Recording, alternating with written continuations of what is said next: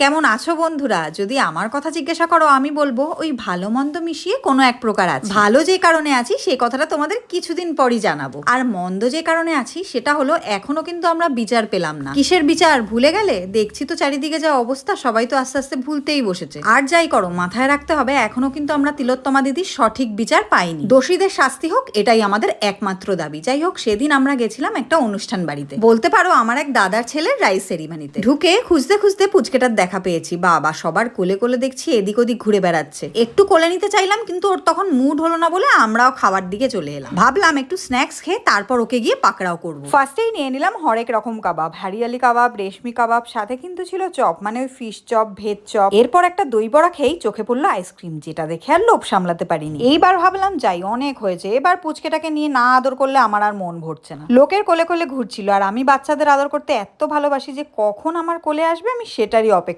করছিলাম। অবশেষে ওকে বাগে পেলাম, কিন্তু মুখ থেকে ভাই আঙুল সরাবে না, আর ক্যামেরার দিকে কিছুতেই তাকাচ্ছিল না। অনেক কসরত করার পর বাবু রাজি হলেন ছবি তুলতে, আর আমার এক্সাইটমেন্ট দেখে বুঝতেই পারছো যে একটা ছবি তুলতে পেরেছি বলে কত আনন্দ পেয়েছিলাম। আর যেহেতু বর্তমানে কেক ছাড়া যে কোনো অনুষ্ঠানই বলতে পারো বৃথা, তাই এবার চলে এলো আমাদের কেক কাটিং এর পালা। আর একটা কেক কিন্তু ছিল না, ছিল দুখানা কেক, আর দুটোই কিন্তু ছিল বিশাল বড় বড় সাইজের। যার রাইস সেরিমানি তিনি তো ঘুমিয়ে পড়েছিলেন, তাই ওর হয়ে ওর বাবা মাই কেকটা কেটে দিয়েছিল। কেক কাটিং দেখে আমরা চলে এলাম মকটেল খেতে। আমি আর মা মকটেলই খাচ্ছিলাম, তখনই দেখলাম শুভ চলে এসছে। আর এসে তো বাবুর মুখে কোনো কথা নেই, সোজা খাবারের দিকে জাম। প্রথমেই কেকটা খাচ্ছিল, আর ওকে কেক খেতে দেখে আমিও ওর থেকে টুক করে একটু খেয়ে নিলাম। এবার নিশ্চয়ই আমায় দেখে ভাবছো দেখতে রোগা সোগা হলেও এই বউটা কিন্তু বিশাল খায়।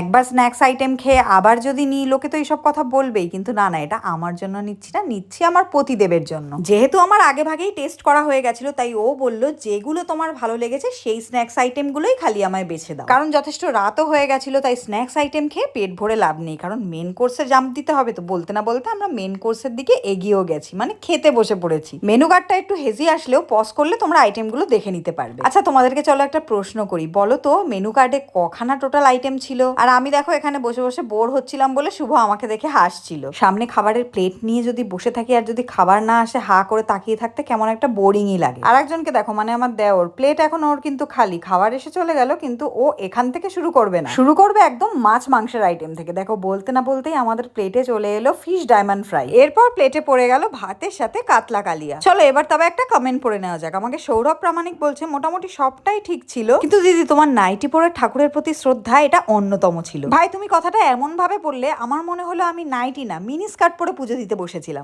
এনিওয়েজ, এদিকে পাতে পড়ে গেছিল খাসি, আর দিদরের খাসির প্রতি ভালোবাসা দেখে সুবর্ত এদিকে চক্ষু চরক গাছ। তবে যাই বলো, খুব মজা করেছি আর জমিয়ে খাওয়া দাওয়াটাও করেছি। তারপর দিদিকে টাটা করে বাড়ি চলে এসেছিলাম।